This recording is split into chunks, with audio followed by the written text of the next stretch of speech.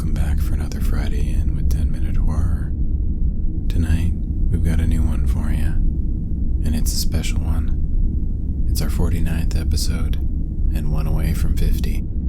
After next Friday's 50th, we'll be taking a hiatus for November and December to stockpile more stories for you, and we'll be marching back from hell on the first day of January. But in the meantime, let's get into tonight's story. It's one I've been toying with for a while, and hope you enjoy it. Pour 'em and roll 'em. This is I Met the Devil. I keep trying to kill myself, but it never works. Something always goes wrong. I've tried to drink bleach. I've tried to overdose on cocaine, heroin, fentanyl. I've tried to slit my wrists. I've tried to shoot myself. I tried to step in front of a subway. I even tried to jump off a building. But something always goes wrong. And they're not coincidences. There's something closer to divine intervention. A miracle at first glance. You might look at my situation and think I had an angel on my shoulder. Unfortunately, it's not an angel. And he didn't come looking like the devil. As they say, he showed up looking like everything I ever wanted. I first met him in my early 20s. I grew up in Inglewood, in Chicago's South End, and was in my early teens during the city's plan for transformation. This was supposed to lower poverty and crime and create new, hopeful spaces. Of course, it did the opposite. It did give me a job, though, albeit a criminal one. And something to rap about, because that was what I wanted to do above all else. Be a rapper. Where I'm from, rapping was more than just a job. It was an identity. The more dangerous you were, the more violence you created and drugs you sold, and as a result, the more clout you got as a rapper. Even if you couldn't spit, even if you sounded like an out-of-rhyme Dr. Seuss character, being dangerous was more important. I was good at that, but I wasn't good at rapping. I had all the stories from all my crimes, but I just didn't have that edge in the studio. And I wanted that more than anything or anyone. I guess that's why he came to me. I was at a show one night when I saw him through the crowd. I wish I could describe him, but I can't. Every time I think back, even if it was just moments ago, there's a blur where his face should be. The man has a name, but I can only remember that when he's near me. After the show, the next time I saw him was more strange. I went into an apartment with a few guys to collect some money owed. They didn't have it, so things got out of hand. 2 dead bodies later, and we were leaving out the front door. But as we were, I looked back inside. Out the window, there was a face staring in. I couldn't remember a thing about it, but I remember it was the same man as at the club. And somehow, I remember he was smiling at me. The third time I saw the man was when I was sitting in the back of a cop car. I was driving home from an after-hours club, and I'd fallen asleep at the wheel at a green light. I was getting booked for drunk driving, but then they found drugs and 2 guns I didn't have papers for. As I sat at the back of the cruiser, watching the 2 officers go through my car, I caught movement to my left. The man was back. He was staring at me, inches from the window. He said something. I couldn't hear it, but somehow I knew what he said. He asked if I wanted out. I said yes. He opened the door and offered his hand. I discovered the handcuffs holding my wrists behind my back were now gone. I took the man's hand, and he led me away from the car. I kept expecting to hear the cops behind us yelling for us to stop and get down, but they never did. We turned down a corner street I'd never seen before, and all of a sudden we were in a dive bar at a back table. I was so twisted from the earlier partying that the insanity of it all wasn't really hitting me at the time. I just didn't know who the guy was or what he was about. Then I felt my back pocket and realized my wallet was in it. cops had taken it. I slurred out a jumble of words, asking the man about the police. They had all my stuff, including my car. All he said was, "Don't worry about them. They won't remember.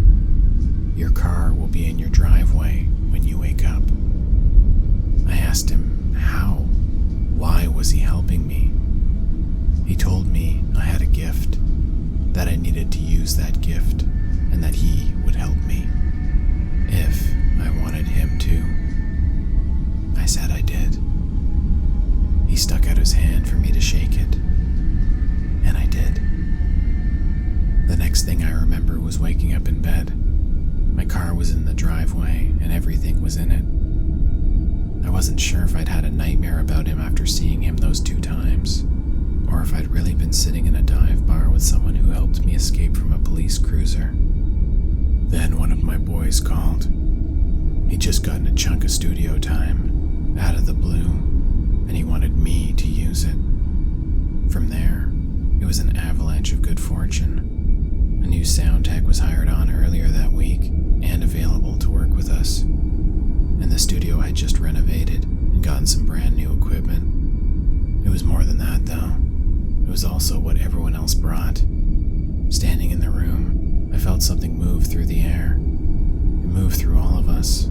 It guided their hands and my words, and we started creating gold.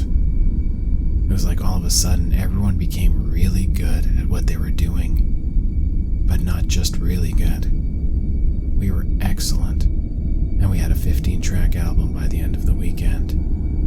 Almost everything I spit was loose and freestyled. I opened my mouth and the next phrases were already there. And they were all things I would say, just better than I would say them. But they were still in my voice, if that makes sense. Simply the best of my voice. Once the tracks were on MP3 and hit the web, they spread like the plague. I was quickly signed to a label and put out 3 more albums that year. Each one was better and made more money. People became obsessed with me and my tracks. I forgot about the man with the blurry face. But he came back in my second year when I was working on album number 5. I'd see him at my shows, flashes of him in the crowds. Then one night, it was only for a moment, but when my show lights strobed on, I looked out at the crowd and saw each of their faces, and they were all the same as the man whose face I can't even describe. Then the strobe light switched and the crowd's faces all morphed back to normal. I didn't and couldn't forget about the man after that. Not long after, I got into trouble with the cops again. I may have become successful, but it caused the bloating of my ego and unleashed my trigger finger. I was still living a gang life outside of the studio because I still needed content to rhyme about. But this time was bad. I had assault and murder charges. I was sitting in a jail cell after I was pulled in. I was coming down from the previous night's drugs. My heart was racing and I thought I was having an anxiety attack. Then I saw the man. He was sitting on the other side of the bars looking in at me. I told him I needed his help. All he said was, "Tell me I can take Jace." I didn't know what he meant, but I said yes. As I blinked, my world changed and I was back at home. I was ecstatic and forgot about the encounter until 2 days later, when Jace, who was a newer member of my crew, died of a heart attack. I couldn't help but think I was responsible for Jace's kid going fatherless. Still, the charges disappeared. It was like they never happened. Like the world forgot the people I'd hurt and killed. I started to drink more and was burning through coke. Legal problems were mounting up, and pending charges for more assaults were at my doorstep. And just as each wall of court cases hit me, the man showed up, asking for more and more of the closest people to me in exchange for innocence. Within a few months, I lost everyone except for my brother Trey. I was trying to block it all out by consuming more and more substances, but the man had taken everyone close to us. And I'd given him permission. I was addicted to my identity as a dangerous rapper. and the drugs and booze left a hazy filter over my conscience, so the only direction I knew to go in was towards my next album. Then a homicide charge from the past came up, and my DNA was linked to the murder weapon. I was facing life. The man showed up. He asked for Trey. I wish I was a better man and could say I refused, that I chose my brother over fame, that I took the deserved jail time and told the man to fuck off. But I didn't. The charges disappeared, and Trey passed away. After that, I couldn't rap. I couldn't really do anything. Everything felt pointless. It's when I started to think about suicide. But the man won't let me die. Every time I try, he's there, laughing at me, switching my bleach to milk, my drugs to water, my blades to wax and my guns to toys, the subway to my hallway, and the building roof to my couch. He wants me to live with it all and keep feeding him more. I work by myself now.